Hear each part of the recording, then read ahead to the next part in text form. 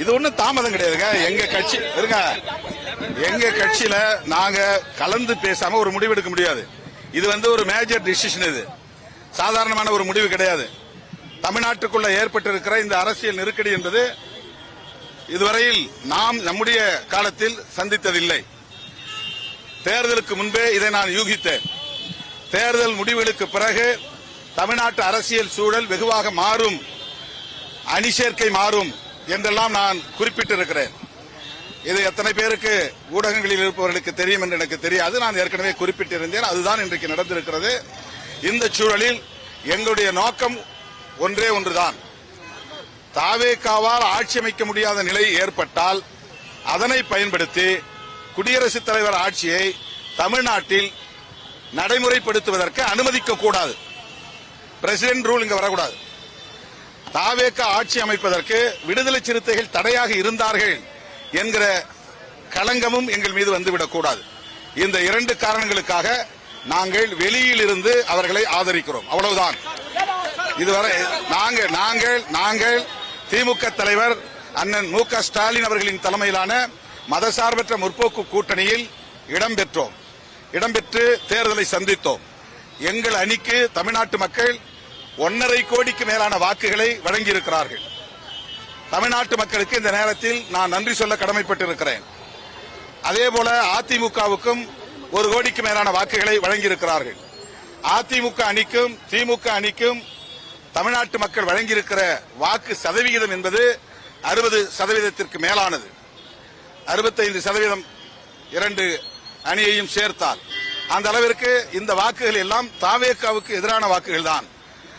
ஆனாலும் கூட திரு விஜய் அவர்கள் 108 இடங்களில் வெற்றி பெற்றிருக்கிறார்.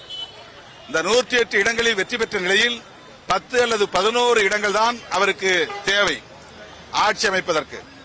இதனால் அவரால் ஆட்சி அமைக்க முடியாத ஒரு இக்கட்டு நேர்ந்திருக்கிறது, நெருக்கடி நேர்ந்திருக்கிறது. இதை நாங்கள் கவனித்தோம்.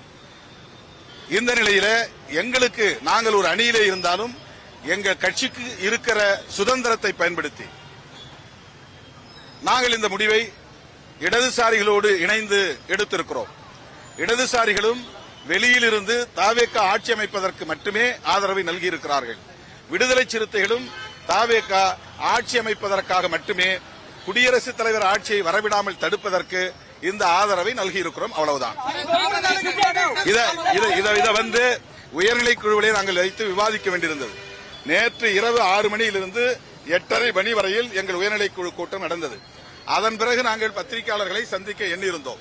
ஆனாலும் நாகரிகமாக இந்த முடிவை கூட்டணியின் தலைவர் அண்ணன் ஸ்டாலின் அவர்களிடத்திலே சொல்ல வேண்டும் என்கிற அடிப்படையில் நேற்று இரவு அவரை நாங்கள் நேரிலே சந்தித்து எங்கள் உயர்நிலை குழுவிலே இந்த மாதிரி முடிவு வந்திருக்கிறது, நாங்கள் இடதுசாரிகளைப் போல ஆதரவளிப்பதென்று முடிவெடுத்திருக்கிறோம் என்பதை அவரிடத்திலே விளக்கினோம். அவரும் பெருந்தன்மையாக உங்கள் உயர்நிலை குழுவில் என்ன முடிவெடுக்கப்பட்டதோ அந்த முடிவை நீங்கள் பின்பற்றுங்கள், நடைமுறைப்படுத்துங்கள் என்று எங்களுக்கு கூறினார். அதன் அடிப்படையில் இன்று காலை எங்கள் கட்சியின் பொதுச் செயலாளர்களோடு விரிவாக விவாதித்தோம். ஏனென்றால் இடதுசாரிகள் அப்படி ஒரு முடிவை எடுப்பதிலே ஒரு நியாயம் இருக்கலாம். ஆனால் ஒடுக்கப்பட்ட மக்களை அமைப்பாக்கி இருக்கிற விடுதலை சிறுத்தைகள் கட்சி ஏன் வெளியிலிருந்து ஆதரவு நல்க வேண்டும் என்கிற கேள்வி உயர்நிலை குழுவிலே எழுந்தது.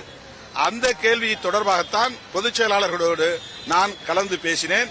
கடைசியாக நாங்கள் எடுத்த முடிவு இடதுசாரிகளைப் போலவே எந்த எதிர்பார்ப்பும் இல்லாமல் பேரம் செய்யாமல் எங்கள் ஆதரவை நாங்கள் நல்குவது என்று முடிவெடுத்து இன்றைக்கு நல்கியிருக்கிறோம்.